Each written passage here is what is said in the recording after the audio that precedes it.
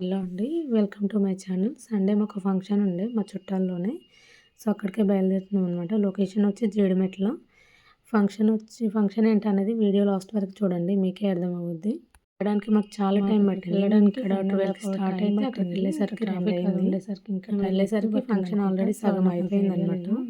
మేము ఇక్కడ 12కి చూసుకొని అక్కడ రిటర్న్ అయ్యేసరికి నాకు నైట్ 12 అయ్యింది. ఫంక్షన్ నాకు అసలు కార్ జర్నీ అస్సలు పడదు. బాగా హెడేక్ వస్తుండే. అసలు మార్నింగ్ అయితే నాకు లేవడానికి కూడా అవ్వలేదు. పొద్దున్నే పని అది చేసుకొని కాసేపు పడుకున్నాను అనమాట.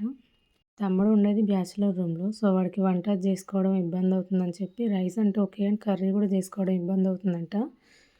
అందుకని మార్నింగ్ ఫోన్ చేసి చికెన్ తీసుకొస్తాను పచ్చడి పెట్టేయరా అని చెప్తే సరే తీసుకురా అని చెప్పిన. పడుకొని లేచి కాసేపు ఫ్రెష్ అయ్యాక స్టార్ట్ చేసిన అనమాట. ఈ పచ్చడి పెట్టడానికి నాకు దాదాపు 2 గంటల టైం పట్టింది. అటు మా పాపను చూసుకుంటూ పని అది చేసుకుంటూ ఈ పచ్చడి పెట్టిన. నాకు అసలు ఈ పికిల్స్ పెట్టడమే రాదు. అట్లాంటిది ఇక వాడు ఏదో అడిగిండు కదా పాపం ఏదో ట్రై చేద్దామని పెట్టిన. టేస్ట్ అయితే బాగానే వచ్చింది.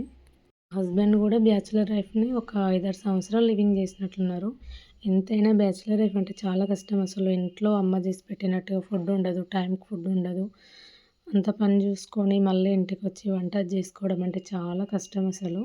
మా తమ్ముడికి ఒక టీ స్టాల్ ఉందన్నమాట. ఇంకా వాడికి అసలు టైమింగ్స్ వర్కౌట్ అవ్వట్లేదు. ఇంతకుముందు వర్కర్ ఉండేది. ఇక ఆమె మానేసిందంట. ఇంకా పొద్దున 5కి వెళ్తే నైట్ 9:30 అవుతుందంట. మధ్యలో అన్నం తినడానికి కూడా అసలు టైం ఉండట్లేదంట. ఇంకెవరైనా వాడి ఫ్రెండ్స్ వాళ్ళు ఎవరైనా వస్తే అట్లా వెళ్ళి అన్నం తినొస్తుండంట. కాకపోతే ఆ టైంలో వెళ్ళి అన్నం వండుకొని కర్రీ చేసుకొని తినాలంటే టైం పట్టుద్ది కదా. మళ్ళీ ఫ్రెండ్స్ అయినా ఎంతసేపు అంటే చాలాసేపు ఉండలేరు కదా. అందుకని చెప్పి పచ్చడి పెట్టిరా ఇక చెప్పి చికెన్ తీసుకొచ్చిండు. సరేలే అని చెప్పి ఇక పెట్టిన నేను కూడా. ఏంటో అసలు ఎంత బాగా వాయిస్ ఓవర్ ఇద్దాం అనుకున్నా ముందున్నంత ధైర్యం వీడియో చేసేటప్పుడు ఉండట్లేదు అసలు. ఫస్ట్ టైం పెడుతున్నా కదా అసలు పచ్చడి ఎట్లుంటుందో అనుకున్నా. బట్ బాగానే ఉంది. కాకపోతే కొంచెం కారం ఎక్కువైనట్టు అనిపించింది నాకు. బట్ మా తమ్ముడైతే ఏం కాదులే బాగానే ఉందన్నాడు. ఆ మాత్రం కారం ఉండకపోతే ఎట్లలే అన్నాడు. కానీ నాకు ఎందుకో కొంచెం కారం ఎక్కువైనట్టు అనిపించింది. సో నా వీడియో ఎట్లా అనిపించిందో మీరే కామెంట్ చేయండి.